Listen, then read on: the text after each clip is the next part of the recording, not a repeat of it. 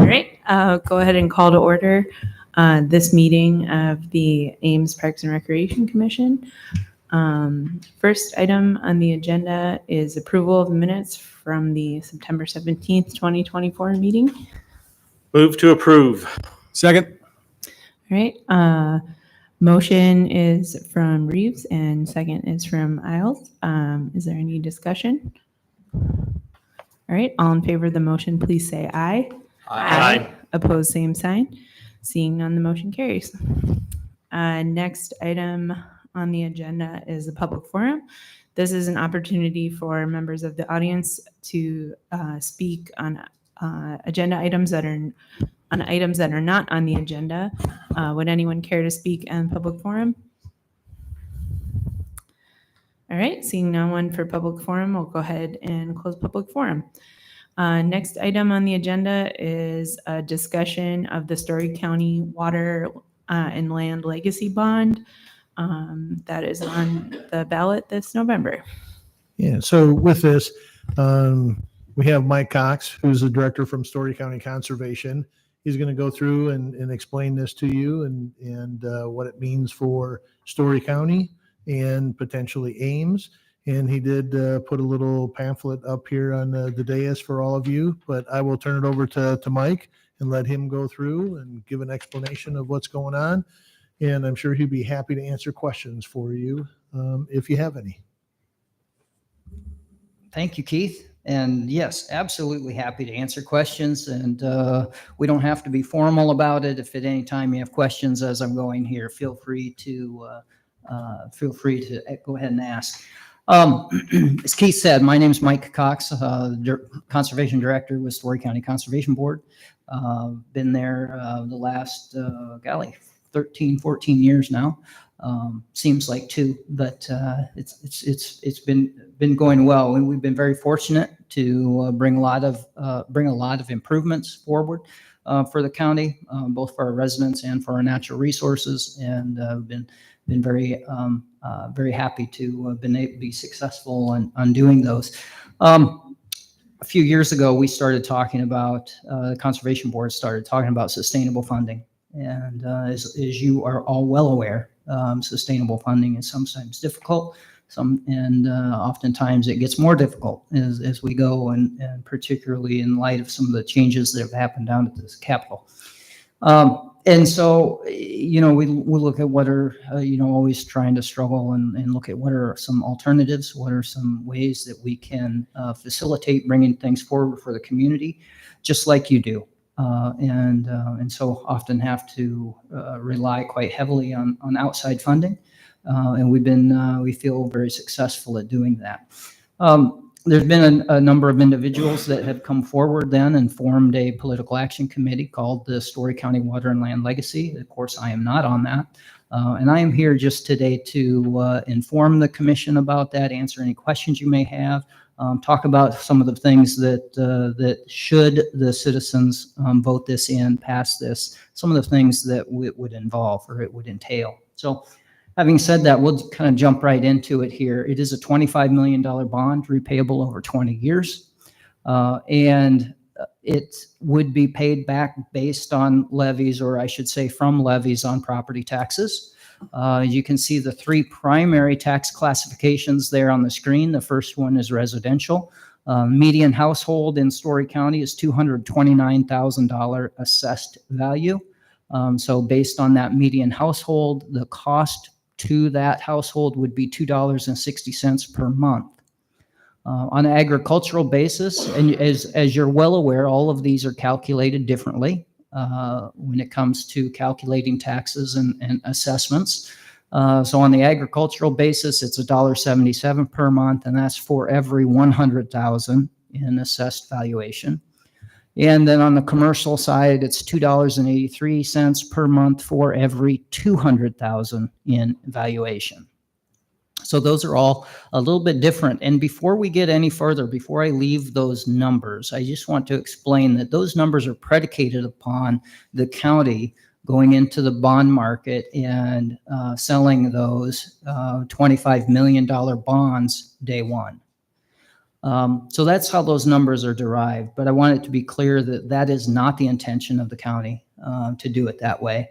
Rather, so as projects are ready to go to fruition, then at that point, bonds would be sold. So in other words, you could imagine almost incremental. And let's say out of the gate, should it pass, let's say the county would need to issue $5 million in bonds.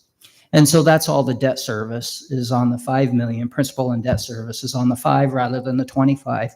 And so we feel that those numbers can come down significantly by the time you would quote unquote batch these projects into incremental installments, if you will. So just wanted to explain that. Secondly, I mentioned earlier, gave you a prelude about some of the things that we do when we're trying to bring projects forward for the community as far as fundraising for those. We have to be creative about that. And we feel like we have a good track record. And so these bond projects the bond would not fund 100% of all the projects I'm going to outline for you. The bond would fund more like 50% of these as a whole. Some individually more so, some less. And the balance of that would come from other funding sources. So our goal would be, again, should the citizens of Story County pass this and decide that they want to invest this portion of their money in this effort, we want to leverage that. And we want to give them a return on that investment. And so our goal would be to turn their 25 million into more like 50 million. And so that's how this is structured, and that's how we would move forward with it. You see on the screen, we feel like we've got a good history with that. Did some calculations since 2016, so just the last 8 years, we've completed something like 70 one-time projects, kind of one-off projects. Could be capital, could be studies, could be different types of projects. About 70 of those, all said and done, those 70 have cost somewhere between 20 and 21 million, and the overall the total Story County tax portion of that is about 8 million. So we've taken 8 million from Story County taxes and turned that into 21 million over the last few years. We also did a project, you may well be aware that we're working on paving the Heart of Iowa Nature Trail. We started with 800,000 as a gift to the county and started paving, and we used that as grant fund match. And so started at Slater and working our way to the east. As of at the end of this summer, is the summer over? We will be complete all the way to Collins. And so beginning this spring, we were complete from Slater to Cambridge, just east of Cambridge to the river. And then this summer, we're moving from the river over all the way to Collins. We started that with $800,000, and it has cost significantly more than that, as you can well imagine, in order to do all of that paving. So we feel like we have a track record for being able to leverage funds, and again, that's the intention here. Now let me move on. In April, the committee, the PAC, commissioned a poll. That poll was done of 300 individuals in Story County. All answered their phone, primarily in the evening from an unknown number, and I don't know how they got 300 people to answer their phones like that and then give 15 minutes for a survey. But the polling company was able to do that over the course of 3 nights. You see some of the insights from that on the screen, but first and foremost, the most popular, the initiative with the most support was water quality. Flood reduction was right there with it, but water quality was on top, providing clean water in our rivers, lakes, and streams. Outdoor recreation was right there at the top as well. Providing hunting, hiking, biking, picnicking, that kind of facility, or opportunities, I should say. Wildlife habitat was right there at the top as well. And of course, that's part and parcel with some of the things as far as water quality. Some of the same practices are both.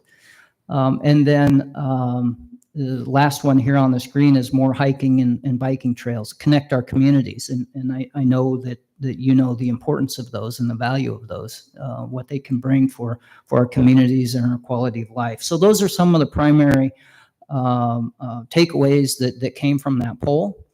And then when we were looking at what kind of potential things would go into a bond, we took a look at those insights and said, well, what are the things that we feel that we hear from the community that they'd like that kind of matches along with those insights that came from the bond? And so that's how we kind of matured this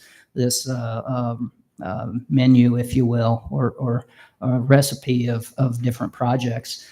We grouped them into 3 different categories, all roughly funded a third out of the bond. First one is preservation, and this is the non-human element. This is the wildlife habitat. This is the clean water. This is the flood mitigation. These are again, the water quality aspects of it. So these are the pieces that more the environmental services and wildlife services and less so the human services. So this first category has a number of projects in it, and you're getting the short version of the presentation here tonight. So normally I'd have a different slide on each one of these categories. I'm going to go through it quick in the interest of time, and I know you got a lot on your agenda tonight.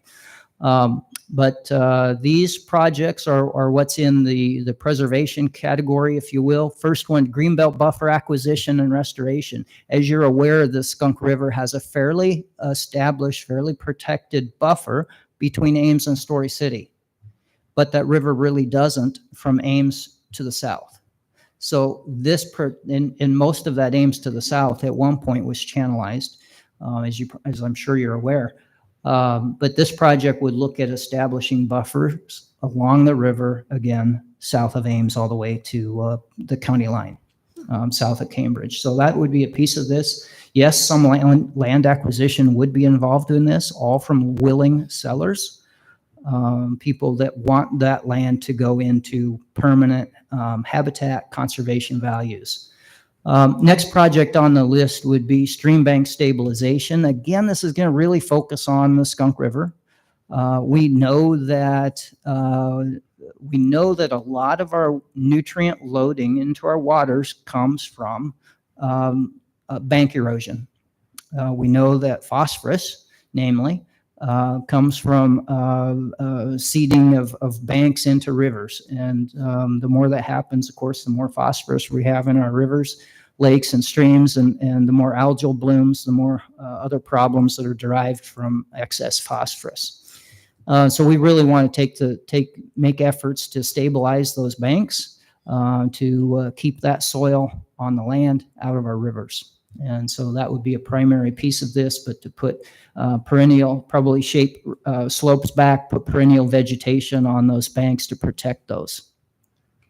Next project on the list is beach improvements at Hickory Grove Lake. So Hickory Grove Lake over by Colo is perhaps was our flagship park for a number of years, and that's changing a little bit now. But nonetheless, Hickory Grove has probably 250,000 people annually that visit it, if not more, and very popular, and really one of 2 beaches that we have here in Story County, and very popular in that regard. The lake is impaired for E. coli.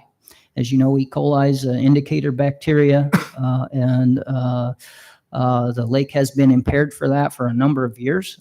We've made improvements over the years, over the decades, actually, working in the watershed, working with landowners to decrease the amount of bacteria that's coming into the lake, and we feel like we've effectively done that. Now, we want to take that the next step, and that is to improve the E. coli condition at the beach. We know that through scientific study, we know that done by the Department of Natural Resources on area, or I should say statewide, on area beaches and the such, We know that, and Hickory Grove was one of those that they studied specifically. We know that the source of that bacteria is geese at the beach. So this project would do a few things. One, make the beach little less habitable for geese, a little less habitable for bacteria, and more so for, of course, human use. And so that's an important project that we want to bring forward here to reduce the number of E. coli exceedances that we have there every year. Next project is a flood retention project. It's a Oxbow restoration project or wetland development project along the Skunk River north of Story City. And there may be other locations as well, but that's the one that we'll focus on. That particular site has incredible capacity for, or has a number of oxbows on it. If you're familiar, actually the picture shows kind of a river, that rivers are very dynamic. They like to move, and over time they isolate each other themselves. And the process of erosion and deposition, eventually you're going to create an oxbow. Eventually that's going to isolate itself from the main channel, etc. That old channel then provides an important role in water quality, provides residents time for water to remove nutrients, and also, of course, wildlife habitat. And quantity-wise, and anything that when floodwaters come up, fill those old channels, and then that stays there, and that water is not being part of a flood downstream. So that's an important project for us. Next one you may be familiar with as well. This is Hannum's Mill Dam renovation. Hannum's Mill Dam's immediately on the Skunk River, immediately across from Ada Hayden. So I know you're probably familiar with that. An old Lowhead Dam that community has wanted to mitigate that, i.e. Remove that dam or a portion of that dam for a number of years. We do have some partial funding for that, and this grant or this bond, should it pass, would make us whole and be able to move forward with that important project. That not only provides water quality benefit, a habitat benefit by freeing up fish passage, mussel passage, etc. So all of our river critters be able to move freely in the river, and more importantly, it reduces a public safety concern. As you may be aware, there have been 2 fatalities there at that dam over the years, and we really don't find that to be acceptable. So let's see what we can do there. This bond would make that whole. Next category is recreation, and we've got several of these projects that we'll talk about. And again, normally I would talk about how important it is that that recreation is an outdoor recreation is viewed as synonymous with quality of life. You all know that already. And so I'll spare you all of that. You know that it's important to our livability and attracting new residents and making it a healthy place for folks to live and play. Some of the projects included in the recreation category would be one that, again, I know is close to the city's interests, and that is alternative to the R38 bike lanes. As you know, the R38 bike lanes are the only separation between the bikes or the trail users and the traffic is a white line, and that's very difficult, as you're well aware. And so we'd like to come up with an alternative, grade separated alternative, to alternative that perhaps uses a different route, but probably our first choice would be just to try to get that to the back slope of the ditch, to move it off of the traveled portion of the road and make it easier for both motorists and trail users to use that synonymously. So that's an important project that we'd like to do. As you're well aware, the kind of the benefits that the High Trestle Trail brings. This would connect to Slater, which also connects to the Heart of Iowa Nature Trail. So important project. Another one along this same line would be Ames, a trail from Ames to McFarland Park. Route to be determined. Perhaps it connects to the Ames system at Ada Hayden. Perhaps it goes up Dayton, to be determined. but a connection there as well. And lastly, then you heard me talk about the Heart of Iowa already, and that it will be at the end of this year, it'll be paved all the way to Collins. This next step would be take it from Collins over to the Marshall County line. Ultimately, then that would connect over to the trail on the diagonal or 330 that then goes into Marshalltown. And then ultimately, the big vision regionally is to have that connected down to the Chautauqua Valley Trail as well. So those are some regional things, and we won't be at the driver's seat at those on those Marshall County projects, of course, but I think there's some energy in that direction. Next project is the Deppy Family Wildlife Area. This is a project or a new property that the county acquired here, less than a year ago, I believe, through, I should say, private donations and grants. And so now we have the property when we want to develop it. So develop is a strong word for what we want to do there, but essentially it'd be a soft trail system, parking lot, picnic shelter, trailhead kind of facilities, educational signage, those kinds of things. It would be a very soft development on that wildlife area. Next one is Tedesco Environmental Learning Corridor. You're all familiar with that. You're all familiar where it is, I know. And we really, when we developed that part, didn't have the funding to do everything we wanted to do. We'd love to have a shelter there. We'd love to have restroom facilities there. Can you believe that we obviously, if you've been there, we don't have those. Most people, when they go to a park like that, they expect to be able to have a restroom. But we really want to develop that as more of a trailhead facility. And that trail eventually will be a primary trail. Once we get the R38 done, you'll see a lot more usage on that trail. The primary trail out of Ames goes right through Tedesco, and so we'd like to be able to provide some nice trailhead facilities with that. Next on the project, back to Hickory Grove over by Colo, and this would be an accessibility project. Kudos for the city for doing the canoe and kayak launch at Ada Hayden. We hear nothing but rave reviews on that, so thank you to the city, and I know all the partners that came up and helped with that. That's incredible. So we want to do some things similar to that. We want to have an accessible accessible fishing pier at Hickory as well. That waterfront there can be improved on its accessibility, and we want to use this as an opportunity to do that. Dakin's Lake Cabin. This was a development we did. And I think we opened it in 2015, maybe. One of the things we heard from the community when we were doing the master planning there is we want cabins, and we weren't able to do it at the time. We put some space aside for them, but we weren't able to do it. One of the goals of the conservation program is to meet people where they are as far as their interest in outdoor recreation, but provide opportunities for them to get engaged, no matter what the ability, no matter what the skills, the knowledge, etc. But how can we facilitate people getting engaged with nature, camping, as an example? And so we feel like a cabin is one of those things that we can do. Maybe people don't have an RV, don't have a tent, maybe they just want to get together with family, friends, and don't want to rough it.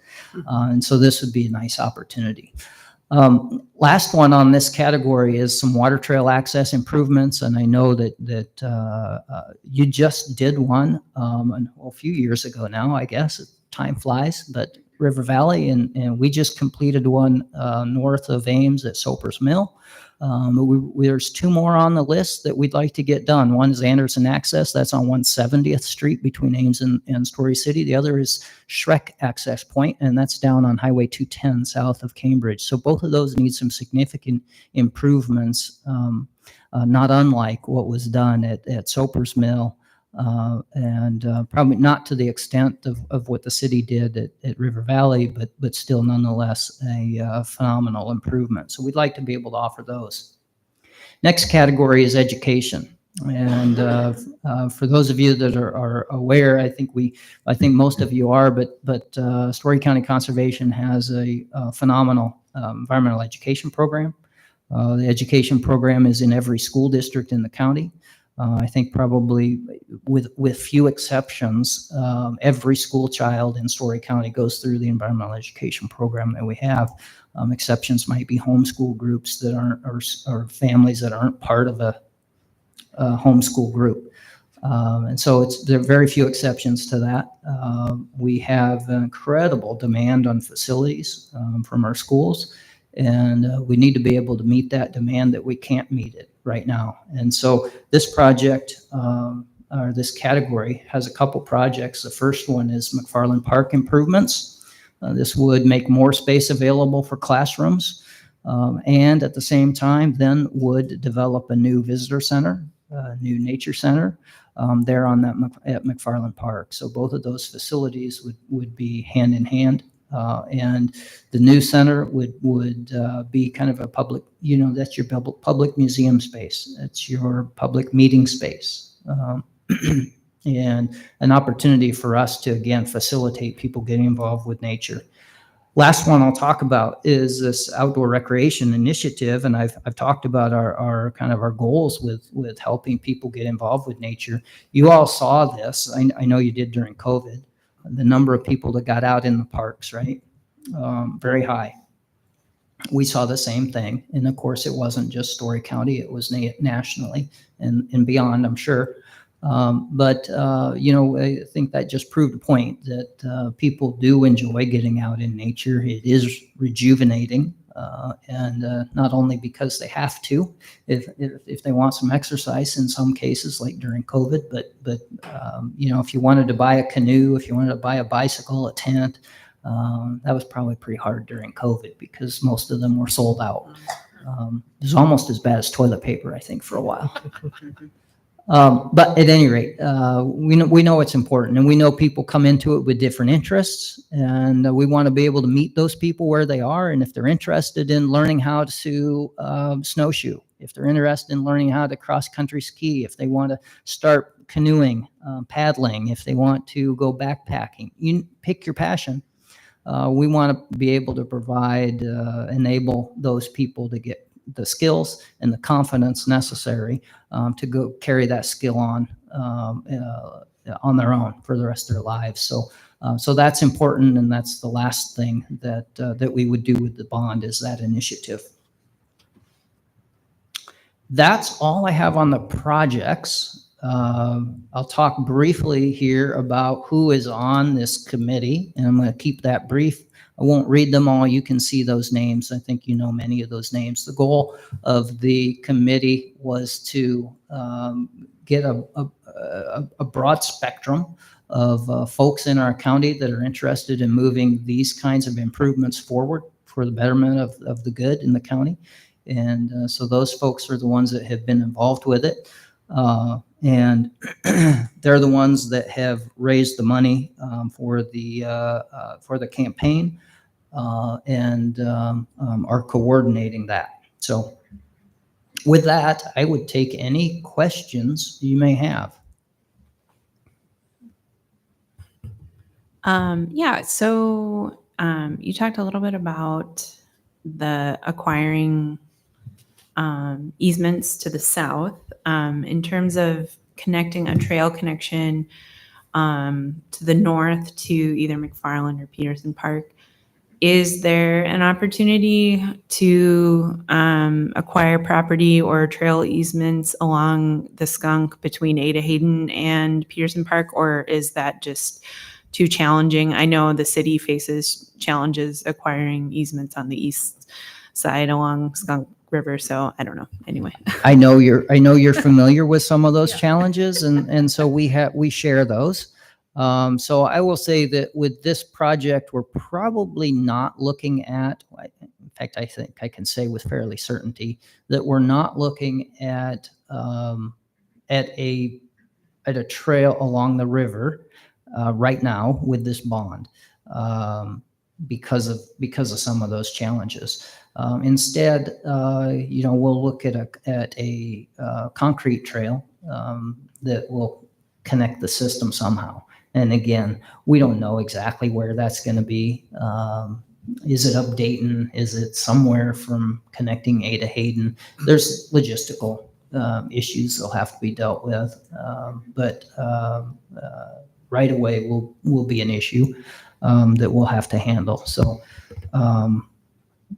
yeah, we'd like to keep that river trail to keep it as a soft trail. We'd like to not have that be the primary or the arterial connection that's paved. We'd like to keep that as more of a nature trail along the river.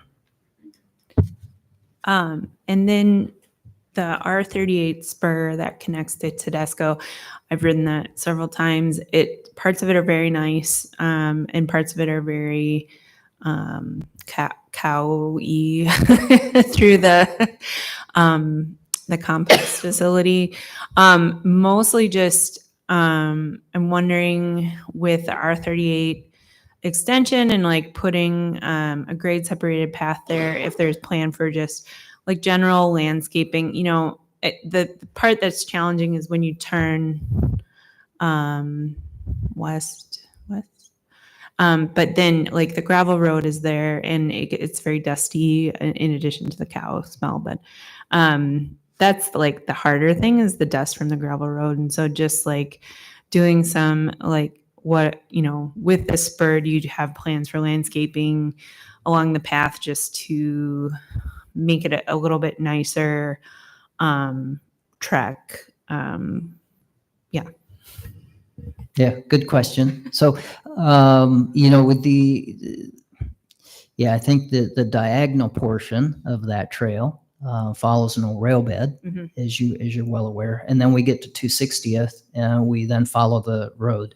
And so, we know following roads aren't necessarily ideal. There's a progression of things that we feel are ideal. Bike lanes probably at the bottom end of that. Following roads, not too far off of that, but safer. And so, and at one point we had talked with the university about, using that to really, they were very interested in that and gave us the easement for that. Partly because they saw the benefit for the community, but they also saw a benefit for their students and getting to and from those farms or those facilities. And so that's why that was one of the reasons that led to that. So, do we need to look at dust control in the future? Maybe. I know this fall's been exceptionally hard in that regard, but yeah, maybe. I doubt that, not say it won't. We haven't identified the route yet for that R38 connection, but I doubt it will be along gravel roads. So the dust shouldn't be a concern if we use that the right of way existing on R38. But yeah, I understand, and the orientation of that east-west trail makes it, you're getting the wind, you're getting the dust one way or another. So I wonder if, along the High Trestle Trail, they have kind of this like native plantings buffer for the more grassland sections that aren't as forested. And I wonder if that would even help with some of the dust from the road to do, even if we aren't talking like trees or shrubs or something like that, but doing, a prairie strip along the trail there, if ISU would be amenable to that, just to make it a nicer ride and then also have some environmental control. So I hear you. It would be nice to have a little bit more vegetated buffer there, more prairie. We feel like we're kind of at a give and take with the university in that regard, that they wanted to give as little as possible and still have a functional, safe trail and still have farm ground for their teaching farms. And so, that was something that we had discussed, and maybe there's some room for improvement there in the future. Yeah. Hello, Mike. Thanks for coming to speak with us. You bet. I have a question about, you certainly discussed a couple of river accesses to the Skunk, but what about the access at the 265th Street Bridge south of Ames, which is can be challenging at times. Yeah, Jeff, I hear your point. We've got several accesses as part of our designated water trail. We weren't able to put all those accesses into this project or into this bond should it pass, but two of them. We know we need to do more improvements. We certainly do, and although that one is not cataloged, if you will, for the bond. Not to say that, if there's issues that we run into here or there with the other two or with any of the other two, then, maybe we can look at that one. Thank you. Yeah. We'll keep working toward it, even though if it isn't part of the bond, we'll keep working toward it. We'll remind you. Yeah, please do. Any other questions for Mike? I just have one for you, Mike. So with this bond, a lot of great projects. You and I have talked about them before.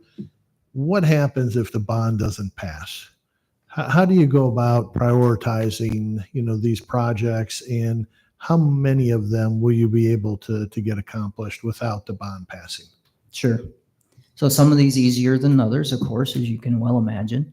Some of the big pushes in here, that R38 is a big one. Even the Ames to McFarland is a relatively large one. Visitor Center, of course, is the largest. So those are the things that should we get this, it'd be much easier to secure that matching money if we have something to start with. So, if it doesn't pass, these things are still goals. These things we still try to move forward with, but it really changes the forecast from, let's say best case scenario, we accomplish these in 10, 12 years with a bond. Without a bond, 20 years, more years before we can get these accomplished. So it really has to do with how tenable it is to move projects forward in a manner that we hear from the community that they want it to happen. And so I know you're familiar with that. If it doesn't pass, then we'll continue to turn over rocks and figure out how we can bring things forward. But the reality of it is these things will take much longer to happen, and some of them may not happen without that. Thank you. I commend you for, I see a lot of signs in yards, and I think it was Talk of Iowa, someone was on one day, and so it's been you've really been pushing the word out, so. The committee has been quite active. Yeah, it's great, and lots of signs, and Yeah. that works, so, yeah. So Very good job good. on that. Very good. All right. Well, thank you All so right. much. Thank you, everyone. Thanks, Mike. All right. The next item on our agenda is Iowa Creek Bank Stabilization Project from Liz Calhoun from Public Works. Yeah, and this is a project that has been in the works for a while. Reason that we have Liz here, and she's been here before, and other staff members have been here. It does go through Brookside, and there have been some challenges with the planning. So I think Liz will just give you an update on where we're at with the project from a city standpoint, and she as well will be ready to answer questions. Good afternoon, everyone. I'll just get right into it here. Just to give you a brief history. Yeah, we were here a few years ago and did a concept and went to some public meetings and decided we need to rethink the project. So we went back to the drawing board, came up with a second concept, and had 3 more public meetings in 2022. And then we went to full design. So the last 2 years we've been doing that design, adding landscaping. That was one of the big issues that the public had a lot of concern about. So we hired Confluence to do our landscape plan, restoration of the steep slope that we have that we need to stabilize. We also did an establishment and maintenance plan with Prairie Rivers of Iowa, and then WHKS prepared the engineering drawings. So we're just wrapping up that process right now. Also, in the ensuing 2 years, we did mussel relocation, found some mussels in there, so we moved them upstream. We are in the process of finishing our permits with the Army Corps and the DNR. One of the timing issues was whether the Indiana bats or the rusty patch bumblebee habitat would have, which of those habitats would need to be protected. They have opposite timing seasons. And so the Army Corps finally decided that the bee habitat was more critical. So this will be a summer project, which is not typical. Usually we have to protect for the bats. And so projects a lot of times are winter projects for taking the trees down. But we can start the project on April 1st through October 1st. And so the plan is to do that next year. We've also been working on the property owner easements and just working through the east side of the creek there. There's 7 properties where we had to get some permanent easements, and so we've been taking care of that. And then we've had recently several meetings out at the site discussing access, because access is difficult to the center of the park. We wanted to really hone in on how we were going to do that and limit disturbance in the really busy part of the park. So we have that resolved. Going forward, timing-wise, we are moving towards a construction bid letting on December 4th, with council approving plans on November 12th. And then construction will begin April 1st at the earliest. We expect it to take 4 to 6 months. Of course, that's weather dependent, depending on the flows in the river and the rain levels. We have a website for the project, so that will be updated. All right, I'm just going to go through kind of an overview real quick for some of you that maybe aren't real familiar with it. This is our kind of an overview sheet that shows the construction access.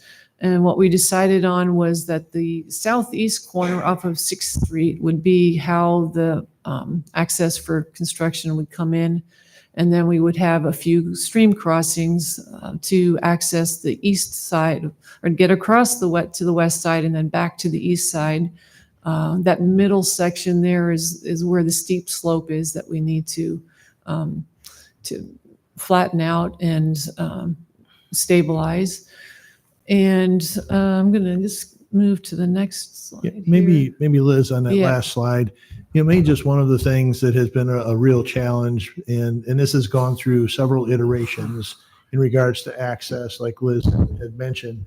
But one of the things initially, that there was going to be some potential staging along 13th Street, and the trail from 13th Street to 6th Street through Brookside would be closed for this entire project.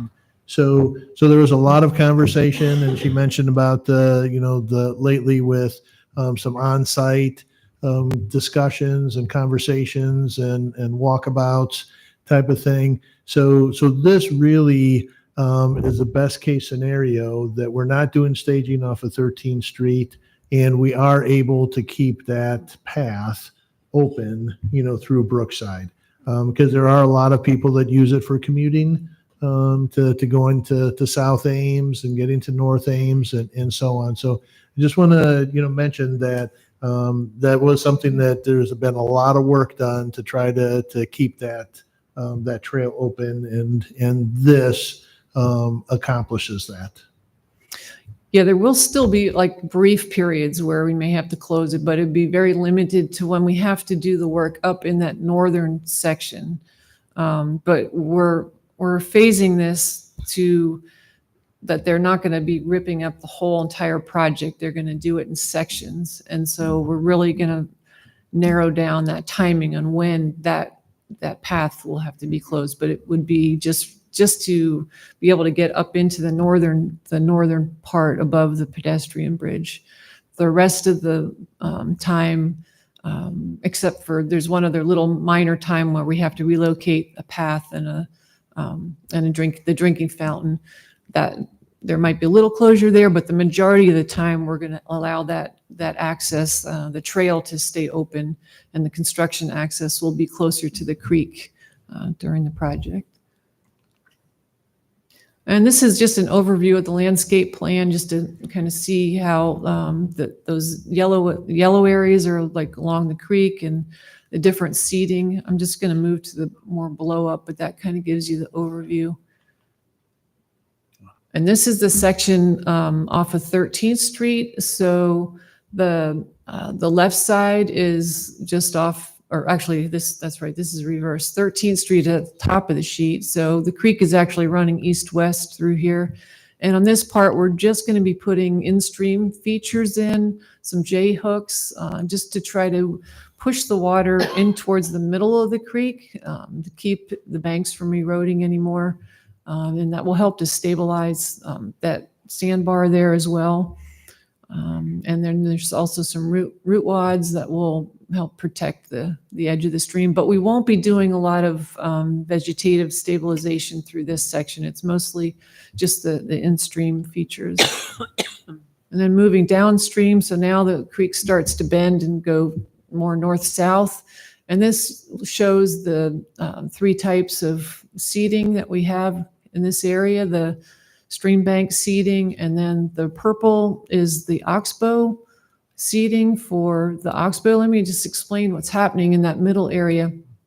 The area where the purple is actually the existing stream, and we will be relocating about 500 feet of the creek in that middle area to enable us to flatten out the embankment on the east side. Right now, the red area shown on there is almost a vertical slope. It's pretty eroded, and it goes straight down to the edge of the creek. So by pulling the creek to the west, we'll be able to flatten that slope out and then vegetate it more effectively. And then as you move downstream, you can see the tennis courts there on the east side, and we'll through here again, we'll be doing more stream bank stabilization, flattening the slopes out, adding some more in-stream features. There'll be big rocks, 3 foot long by 2 feet wide. You know, they're pretty good sized rocks that can be used as stepping stones across the creek. Help to keep the water towards the middle. Okay, and I think that's it. So yeah, I don't have a slide of the next sheet down, but that was basically like the upstream part where there's just some in-stream features down to 6th Street. So the primary clearing will be between the 2 pedestrian bridges. We won't be clearing out to the streets, and we're taking a lot of care to minimize the width of their clearing and minimize disturbance. That's kind of a quick update. If you have any questions. Lori, do you have any questions or comments from the Friends of Brookside, or? No, we're in support of this and we've been Okay. interacting with Liz, so. All right, great. Okay, Dwayne.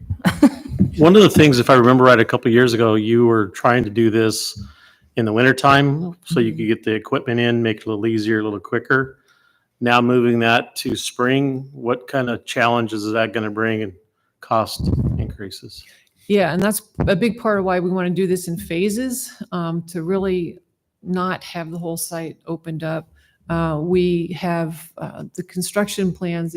This is just the landscape plan, but we actually, on those crossing areas that I showed, we have a lot of stone crossing, temporary, but here, where those areas where the crossing happens across the creek, we'll be using stabilized stone to keep that from causing trouble with dirt going into the creek. So as the trucks cross that, they'll be on stone, and it won't be carrying a lot of mud into the creek.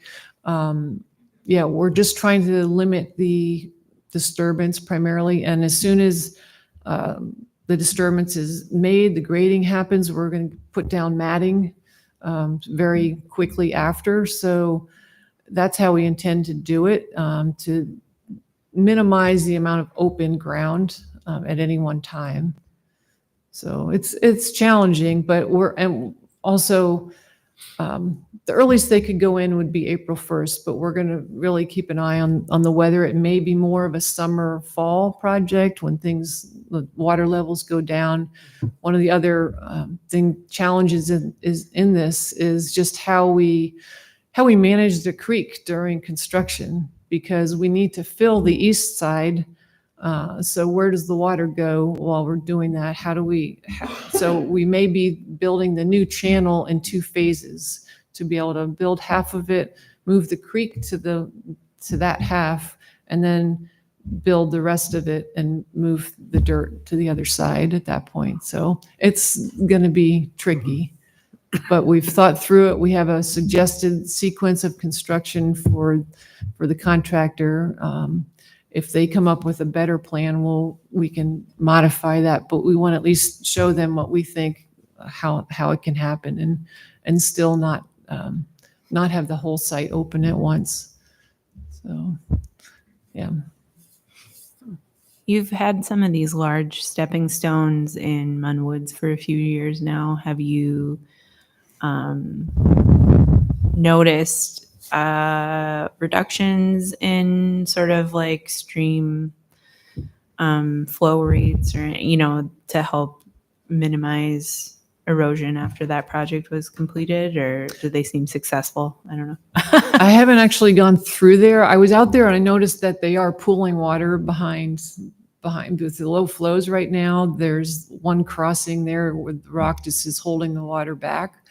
So it allows some habitat there that otherwise, if that wasn't there, the water would all be drained out at this point. So some of these in-stream features are designed to scour out a hole on the downstream side for fish habitat. So that's one of the things we've been doing the last 2 years, working with the DNR to try to create more habitat for that aquatic life, and especially when it's this dry. Yeah. Any other questions for Liz? Great. Well, thank you so much Okay. for the Yeah, update. I'm thank glad you. we're finally making progress. So. Yeah. Thanks, Liz. Yep. Thank you. Engineering. All right. Next item on the agenda is approval of the 2025 dog park fees. Yeah, thank you. So annually, fees and charges are approved by the commission in January. Excuse me, in January. However, the dog park fees are are approved earlier or later in however you want to say it, in the fall, just because those are, once you buy your pass, people can use that pass right away. So we want to ensure that if individuals want to use their pass on January 1, that we start selling passes for that in December. So the fees and charges are outlined in the commission action form. Minimal increases for each pass, typically around $2, about 3.5% for each rate. Some stats from last year or from this year: 575 annual passes have been sold, 58 daily and weekly passes. If you remember, in 2023, we added access control to the dog park, which really cut down on the amount of calls the animal control was getting. They're typically getting between 70, 80 calls a year. I talked to the animal control manager earlier this week, and it's around 10 to 15 calls, and the calls are a lot less minor than what they used to be. So that's one benefit of having the access control system. So, but all in all, staff is looking for a recommendation. Our recommendation is alternative 1. We have seen a decline in dog park passes over the last year. Staff believes it's because of people have had to make decisions on cost, just because other costs throughout their lives has increased as well. So. But staff's recommendation is alternative 1. All right. Any questions for Joshua? Would anyone care to make a motion? I'll move to approve alternative 1. I'll second that motion. Great. Motion is from Shimonik and second is from White. Is there any discussion?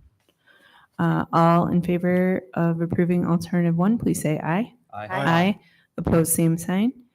Seeing none, the motion carries. All right. Next item on the agenda is the Furman Aquatic Center year-end report.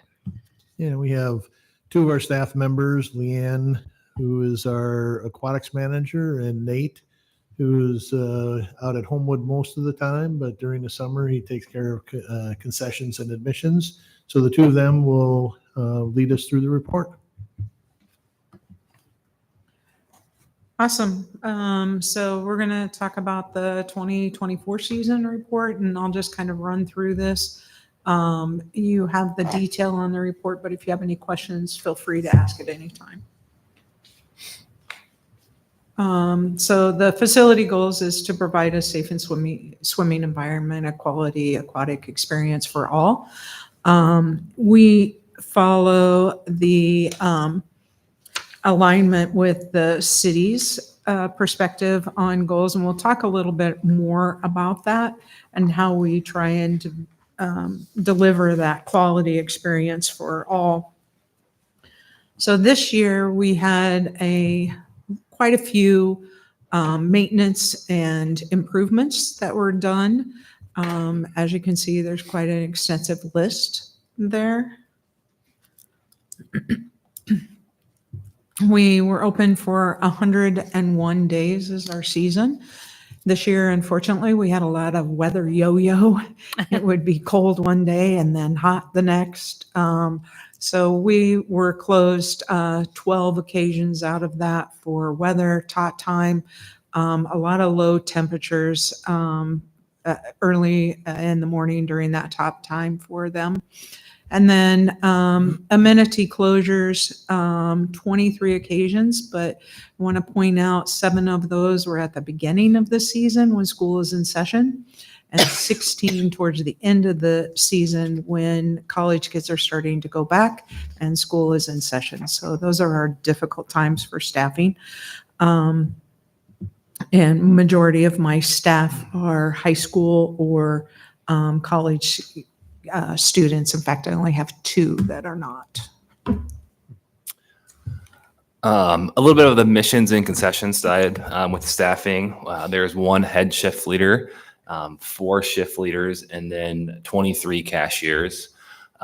Within those 23 cashiers, majority are 14 and 15-year-olds. So first-time jobs, which is great experience for them there. So I'm going to talk a little bit about recruitment here. We do a lot of recruitment, but a couple of new things that we tried this year was speaking to the Ames High School lifeguard class. They held a lifeguard class in PE. We went in and offered them to fill out an application and do an interview right there in class. So that was a unique opportunity for them. I also got an opportunity to talk to every single middle school 8th grader student about water safety and what they can do to prepare themselves if they want to go into lifeguard or work at Furman. So we had a couple of those students apply and get jobs in the aquatic arena, which was great. But really developing that from an early age of the excitement of working in that area. And we did something this year with swim camp, which is getting them ready as well. This year, Red Cross had some new guidelines for lifeguarding. So we were able to train every single lifeguard to the new Red Cross requirements before we opened, which was pretty extensive. So that was a great feat that we tackled. Along the lines of how the city works on goals and their values, we decided to do what was called a badge of honor this year. And so you might have seen if you went to Furman, they had these little tags on their lanyards or on their Crocs, and they were able to earn gibbets, which was a new word for me. I just thought they were little Croc tags, but nope, that's the name for them. And they had different ones for different things. So all along our values, they were able to do that. And they received an exceptional going above and beyond from a customer. They got, for instance, a star for that. If they did an exceptional first aid, they got a Band-Aid. So there were all kinds of different things that they could earn them for. These were a hit. They worked really hard for these. So we'll probably implement those in the future. All right, a little bit about our attendance. Season was started May 25th through September 2nd there. As you can see, based on the average, you're right there with the 4-year average there with ending the season at 84,916. So pretty average when it comes to attendance. Within the admissions type, this will give you kind of a breakdown. This year, obviously, look, we did have a decrease in our daily admissions by 5% compared to last year and compared to that average. But our punch card and our season passes admissions did go up there. And then this graphic will show you a little bit about the season passes and punch card sales. A lot of it just aligns with what our 4-year average shows there. We did have an increase in our punch card use. And then the total number of people with passes is about average throughout the 4 years. So. And this is the 4th year of actually doing this end of season pass. This is 30% of the original price. So basically the last third of the season. So from August 1st through September 2nd, this pass is active, and we had 56 users purchase that pass, which is right on the average for the 4 years as well. And we've had really good feedback with it. People really like it, especially if other communities, if their pool closes down early, gives them the opportunity to still use our aquatic center. And then concessions, it's open daily, about 41 hours a week. That time does fluctuate with having swim lessons in the evening and whatnot. But above average this last year in 2024 with just over 90,000 in sales. Rentals this year kind of went down. A couple of the things that we noticed is that the outings, so like a group of people that would come when we're open to the public, actually went up. Special events, we tried a lot of different special events this year. One of the ones that was highly successful was Christmas in July. That was a lot of fun, having Santa there.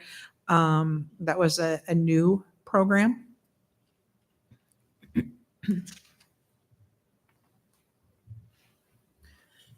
Swimming lessons, we start June 10th and go all the way to August 2nd. We did have to have a couple makeups due to weather. We had 931 registered, and majority of our staff now are getting their WSI, which is incredible. And we're seeing some great survey results as a result of that. Safety, one of the things, if you remember last year we talked about is by the diving board and the drop slide, I believe it was 22 or 23 that we had in that area. So the majority of them were right there, and we concentrated on why. And the average age was an adult male in the 20s that we rescued from that area. And we realized that the signage really didn't depict a universal signage that said it was deep there. So we put those up this year, and as you can see, it went down considerably. So great result there. Where we do have more is in that shallow, because we kind of have a bowl where it is upside down. So it's shallower in the middle of our pool and then deeper on the two sides. And majority of them are from camps. So we're going to work this year on education, those camp counselors and the camps coming in, of the layout of our facility and how important it is. They know that. Interesting. And then we had our second annual scholarship duck derby. And as you can see there, we sold 588 ducks. That was a lot of fun. I got to see that this year. It's a lot of fun, them cheering on a duck. And then the guards trying to catch those ducks at the bottom. So that's kind of fun. They raised $4,065, which was a great goal that they achieved with the scholarship fund. We put out a survey to all the residents, and these are some of the things that you see that we got back. One of the things that we concentrated on is we wanted to really hear what they had to say. So there were a lot of opportunities for them to make open-ended comments on there. And then this slide's one of my favorite. We love getting those personal touches, those personal thank yous, the drawings that the kids make and telling us thank you and that they appreciate us there. And now we're closed.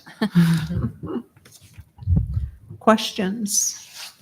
I just wanted to commend you for following up on the number of rescues from the deep water areas, and that's really fantastic progress, educating folks and making it a safer place for everyone. And so, yeah, that's really great. So I shifted my pool usage to the daytime adult lap swim, and I learned a couple things. One, people are really defensive of their lane. And two, sometimes I'd have to sit out and wait for space. And I said to myself, this is a really good problem to have. It was packed every single day I went there, and that was awesome. And the staff was always great, super clean facility, and it was a good experience. Thank you. Thank you. I say the same about the water walking. It's packed. Absolutely It is. packed. It's a good It problem. is. Can't get pitched soon enough, can we? and Is the 16 hours a week an average work week for a lifeguard? I was surprised. That seemed low to me. It is. So the high school students, they have a lot that goes on during the summer. The college student want as many hours as they possibly can. Right. So it's kind of a balance. I do have more high school students than I do college students. One of the things that we are trying to do is get them to make a commitment. These are first-time jobs, and they're like, well, I got a hot date on Friday, so I don't want to work. So letting them know that there is commitment when you have a job, and that we want you to choose a shift that's going to meet your needs, but also that you can plan ahead. That's some new concept for some of the young people. Plan ahead and plan that date ahead of time and make arrangements for your commitment that you're making. So getting them narrowed down to a shift and holding them to that is a work in progress. But Right. yep. Right. Thank you. I think one other thing, Jeff, too, which Nate and Leanne have to kind of navigate, as well as a lot of our staff. When you're talking high school students, depending when we're open, if school is in session, school is not in session, Absolutely. there are a lot of requirements as far as they can only work to a certain time. They can only work so many hours. There are some jobs that we have at the aquatic center that they cannot do depending on their age. So it becomes a real struggle, and sometimes that winds up being the lower hours for some of our staff as well.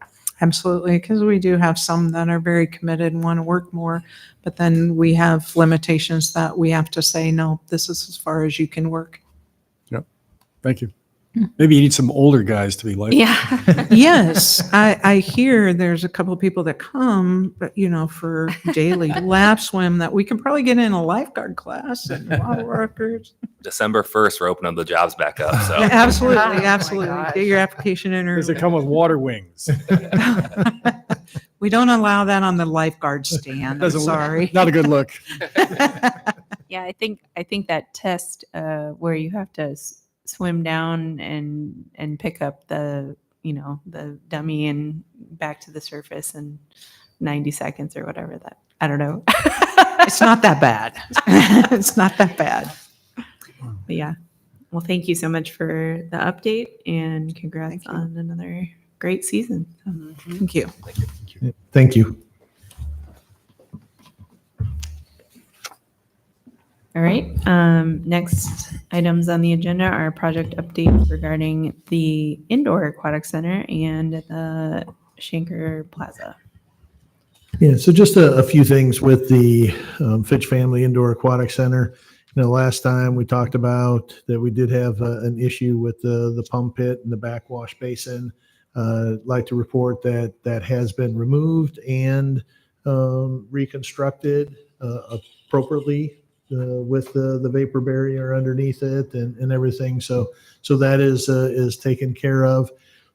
Right now, not staff, but the contractors, they're in Story Construction, really working on getting a lot of the shop drawings and submittals, in and approved and so on. Right now, we have about 80% of those have been approved, which is a good number.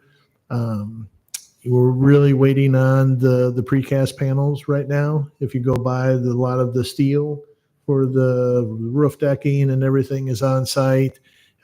Right now, the precast panels should start arriving on site around November 11th. And then shortly after that, they'll start installing them. So they'll start going up, and it won't be the entire building. The first priority is getting the precast panels, the walls up for the natatorium area, so they can get the roof on, get that enclosed, and then they can start putting the ductwork in, the lighting, start working on all the things for the pool basins. And then all those walls should be up by the first week of December. And then they'll start working on getting the other walls up for the non-natatorium areas, but those won't be up until sometime mid-January when that part of it is completed. So here in the next few weeks, should start seeing some more activity at the site. We have had a number of change orders that have come through for various reasons. We do have a contingency, if you remember, of $2.1 million. Thus far, change orders have totaled about $224,000, which is 1.2% of the construction budget. So which is pretty low, at this time. And of that 224,000, 30% of that total was for underground and unknowns when demolition and site utility connections were happening. So we have a lot of money yet left in contingency. Hopefully we don't have to use that, which is at the end of the day, which is good for the taxpayers. We also have that $1 million that we set aside for mitigation for contamination. Still to this day, we have not found contamination in the holes that we're digging.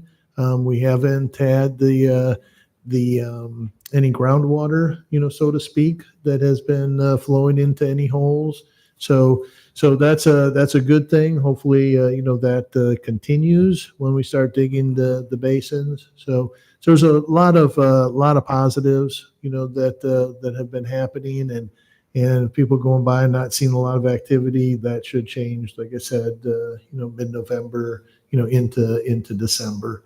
One of the other things that really haven't talked about for a while is we did have the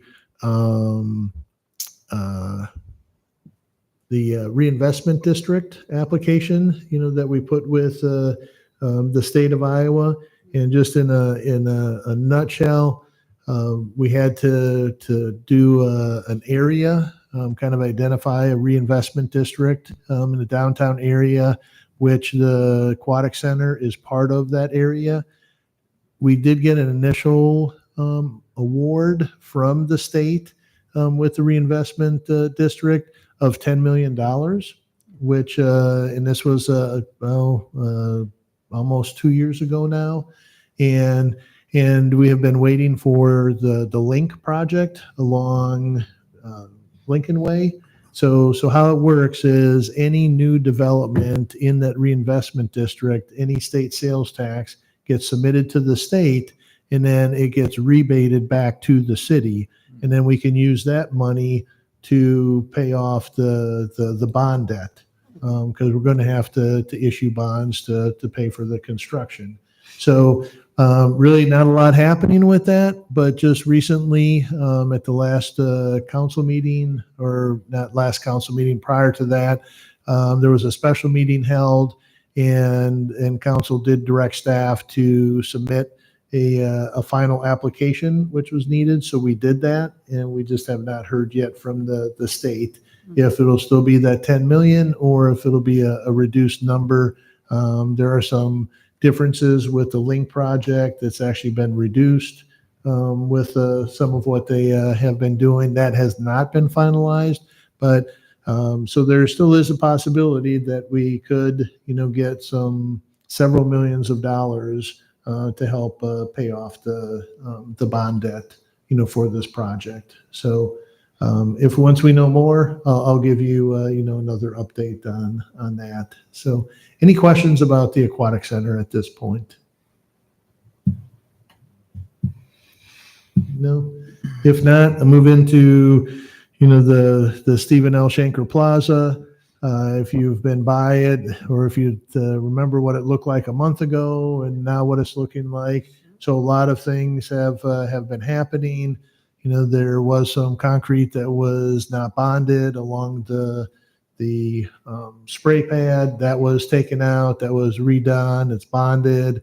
You can see where the spray pad is going to be. We've got colored concrete out there. It's looking good. Adjacent the spray pad, there were pavers right underneath the overhang of the building. Those have been installed now. There's some landscaping that probably will start happening maybe next week. Some of the landscaping will go in, some of the trees, some of the hardier shrubs. The rest of the landscaping won't get put in until the spring because we're a little bit late with it. Seeding will happen. It'll be dormant seeded, and that will be done yet this fall. And really, that seed goes down. Too late for it to germinate. It sits there, and then come springtime, warmer soil temperatures and moisture, then it starts germinating, and grass will start coming up. If you notice, they did pour the stage on the south end. That's part of maybe small bands, a couple of people want to go out there and play, they can do that. Most of the things in the building are done. There still are a few items that we need to do. So that's everything non-ice ribbon.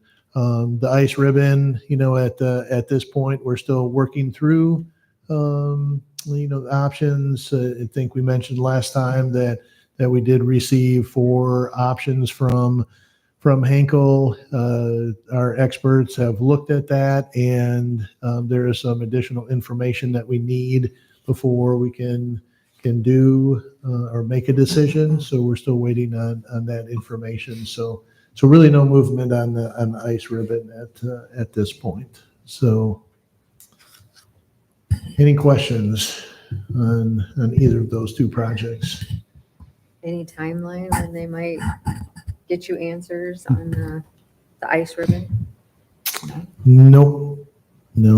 So it's a good question, but right now, we've sent them a letter, I think the first part of October, requesting, the additional information, and we'll just keep working back and forth and see what we can get. So again, we've talked about this before. I think commissioners have made the comment. We want to make sure that whatever the solution is, it's a good one. It gets us what we want. And if that takes us a little bit longer to get that to that point, we're okay with waiting. Okay. Really good. Yeah. It is. What was that? It's looking really good. It's finally Yes. taking People are shape. there so, working, and I think that's Yeah. it's appeasing people. It's like, Yep. oh, there's people there. It looks there's lights up at night. I mean, it's looking Yeah. really good. Yep. So Yep. We're that's getting a there. Big plus. Yep. We're getting there. Yep. Thank you. All right. Next item on the agenda is a monthly report. Yeah, just want to maybe share a few things, not necessarily things that are on the report. You can read all of that, but one of the things that do want to mention, and for people at home, winterizing the drinking fountains and the restrooms. We started doing drinking fountains earlier this week. Just with freezing temperatures, there are just too many small pieces, and those things freeze, and it's not good. So a lot of our drinking fountains, if not all of them, have been shut off and winterized for the winter.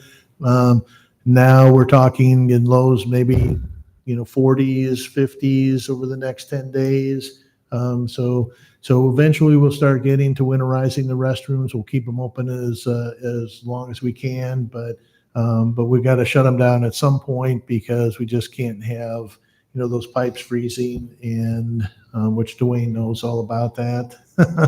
So we got to make sure, because we don't do that, because that will just cause a lot of other issues. One of the things, kind of a neat partnership, Leadership Ames, approached us, and actually the Bridge Home approached us at one point and wondered if they could get one of our playgrounds that we were going to be removing. So they partnered with Leadership Ames, and Leadership Ames last week, actually, I think it was, came in, maybe started Thursday or Friday, but came in and they worked with area businesses that had the appropriate vehicles, equipment, and so on. They came in, they actually removed the playground at Stuart Smith Park. Did a really nice job. They didn't rip up, the whole area, and they are going to be reinstalling that at the new Bridge Home, location. So they will have, playground equipment. It's something. Bridge Home is an asset-funded nonprofit, so we're able to approve getting that equipment to them without going out, putting it on surplus and everything. So that worked out really well.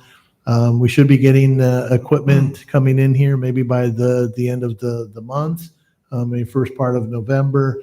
So we'll try to get that equipment in, and then we'll eventually be working to take out the equipment at Banshell Park, and then getting the new equipment put in there as well. As far as some openings within the department, we do have the Parks and Facility Supervisor position. It's been open not quite a year. We did have a failed recruitment at one point. We went out again. The deadline for applications is next week, Wednesday, the 23rd. As of right now, we have about 15 applications. Some of the applicants are looking pretty good, so we're feeling confident that we'll be able to fill that position. We had two coordinator positions, the ice arena coordinator. Congratulate Abby Nelson, who is our new ice arena coordinator. She will be starting at the end of the month, the week of October 28th. In coordinator position at the ice arena, she'll be working more of like a 2 to 10 time frame, maybe a Wednesday through Sunday. And the whole goal of that is really to try to have more consistent full-time leadership at the ice arena for our user groups. So congratulations to Abby, and we're looking forward to having her start. We had the recreation coordinator. We had done a number of interviews, and never have had this happen. We offered it to 3 individuals, and they all declined for various reasons. So we have had one interview last week. We have another interview on Monday, and hopefully again, 2 quality candidates. So hopefully one of them will be able to bring in and start as our recreation coordinator. We also are working through with Katie, and I failed to mention it last week or last month. So if Katie's watching, congratulations on your retirement, Katie. She retired that same week, and we were working through to to get that job posted, and then we'll get that position filled.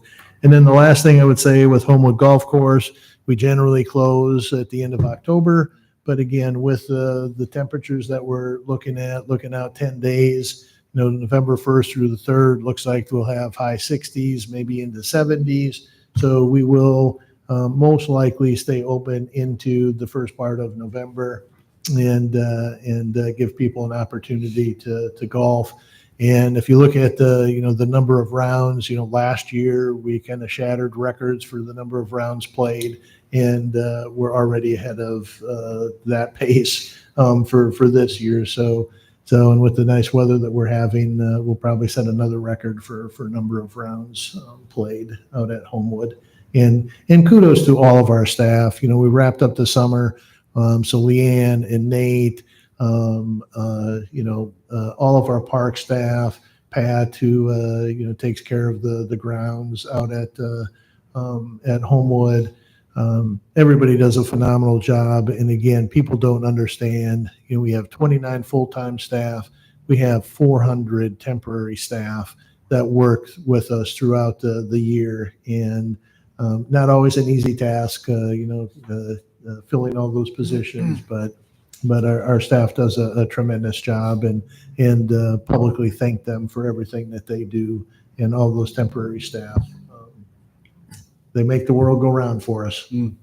29 staff full-time for the number of facilities that the Parks Department manages. I mean, that's just an incredibly lean, leadership staff, and then, managing temporary seasonal employees. Like, that's always a challenge, as the Aquatic Center just highlighted. And so, yeah, I mean, just always incredible effort from the staff, city staff. So, yeah. Yep. Thank you. All right. Any other commission member comments? Keith, have we had any more discussion at the city council about helping you guys out with people camping out in the bathrooms and at Bandshell? Because I know Bandshell starting to look like a... Yeah. So there is a committee, and it's being led by Pa Goldbeck, who is one of our assistant city managers. So city council did appropriate some funding along with Story County to look at this, and an RFP I think might have gone out, or it will be going out by the end of this month, to hire a consultant. So right now we're kind of getting to the point with the restrooms being closed. A lot of the issues that we have been facing will be done for a little while. But yet this consultant will be coming in and going out and talking to the homeless individuals. We'll be getting the service providers, together to see what can be done. A lot of it comes down to funding. A lot of service providers just don't have enough funding to be able to provide the services that people need. And really one of the conversations that we have had is in regards to what are the real issues. And the three things that come to the top are substance abuse, whether it's drugs or alcohol, mental illness, mental health, and then lack of housing. So those are three huge components of this. So one of the things that actually had it on the agenda for tonight, and I took it off because I didn't think it's going to be a healthy discussion, and with three presentations and everything, I didn't put it on today, but we'll bring it in November.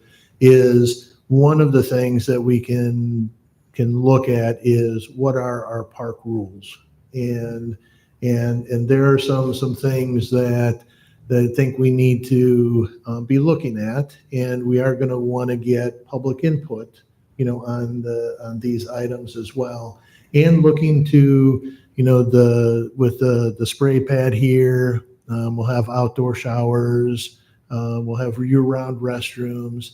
I think we really need to start looking at what what do we have to have in the way of park rules so we can tell people, no, you can't do this.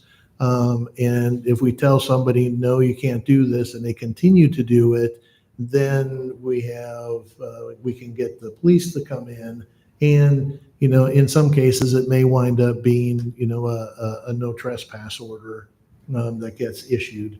Now, so those are some things that we need to be looking at. And I think part of that discussion, when restrooms are open, could be part of that. What can be done as far as what can people do, what people can't do. I know there's been some, mixed reaction to some of the communities that have said no camping ordinances, that they have put those in place. So there's a lot of things, and it's not just us. The library, is experiencing issues. We are seeing, even customer service downstairs, part of finance department, people coming in and paying their utility bills and so on. There is a lot, maybe an increase of inappropriate behavior, staff getting yelled at.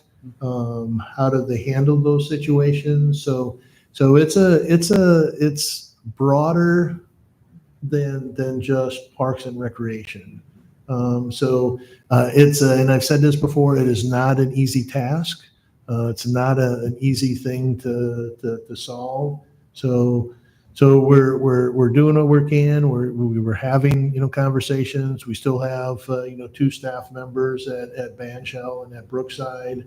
There are some things with the CIP that we're going to try to address some of the issues that we've been having that could in turn help staff with what they do and what people can have access to in some of our parks. But just last week on Sunday, I got a call or an email from dispatch, saying that, hey, restrooms are locked, or one of the restrooms is locked up at Innis Grove. Can you have somebody take a look at that? Well, what happened was last week, we have the electronic locks. They open at 6 a.m., they close at 10:30, they lock at 10:30. Well, somebody went in there and broke the locks. So what we had to do is we had to lock it, because somebody going into the restroom could no longer lock it when they're inside. So the only option we had was to lock it permanently. So there's just it's just crazy with it. And we have talked about, do we just close the restrooms? Do we just open them up for events? But again, we have maybe 30 to 50 individuals that are causing issues, and we have 66,000 residents that when they go to a park, they want to use a restroom. They want to, be able to have those amenities. They want to be able to be safe. So hopefully this winter, when the restrooms are closed and stuff, we can have some of these conversations and hopefully get some things in place that when we open them up again in April, we hopefully will have found some ways to address some of these issues and provide a safe environment for patrons and staff alike. So kind of a long answer, but those are some of the things that are happening and what we want to bring in front of the commission. So be thinking about, from a park rule standpoint. I know, Nathan, you have mentioned it before, that the role of the commission members is to be a voice, to get input. So if you're talking to neighbors, if you're in, different groups, start floating out what would you want to see, with it. And with that consultant, they're eventually, there's a couple different phases, going out and talking with the different groups, like I mentioned, but the end product should be some type of a community action plan that we can implement as a city. So So, but really think through too that how should we go about, getting feedback? Is it public input? Having having several meetings, maybe different times, maybe during the day. Obviously, when we bring it in front of the commission, any recommendations, that's an opportunity for the public to provide input as well. So be thinking about that so we can have, some good conversation in November at that next meeting. Thank you. How did the car park neighborhood meeting go last night? Did you have Yeah, it had a about good turnout? Yeah, had about 15 people, 16 people, something like that. Joshua led the meeting. Just kind of went through, hey, here's what we heard in the first couple of meetings. Here's how we're addressing some of your issues. This is what we're looking at. He gave them 3 options as far as colors and stuff, because that was one of the things. And there was, with the surfacing, there was a blue on blue one. There was a blue and green, and then there was a green on green. And the green on green, I think, got the most attention. So what we'll be doing is we're actually taking the plans and specs for the agility course to council for approval on next Tuesday. So then we'll get that out to bid. Those will be due November 27th, and then we'll award a contract on hopefully December 10th. Council will approve awarding a contract. So overall, he was pleased with it. Some people, voiced their concern or their opinion. Hey, we don't like the project. We don't want it here. But then there were a lot of people that said, we love it. Can't wait to bring the kids, the grandkids. We think it'll be great. So like we see in a lot of things. Right. And what's the estimated date for that? Like to be? Hopefully we'll begin December? construction in the spring. Yeah. But then again, weather dependent and we try to give, when we put these bids out, we try to give them a window of time. Because if you try to condense it too much, it does one thing and that generally drives up the cost. So we want to be flexible with it. So hopefully we can start it in the spring and we'll get it done as soon as we can. And hopefully people will still be able to use it, in 2025. Okay. All right. Any other questions? Feedback? All right. Our next meeting will be November 21st, 2024 at 4 p.m. here in council chambers. And with that, I would take a motion to adjourn. I move. Meeting is adjourned.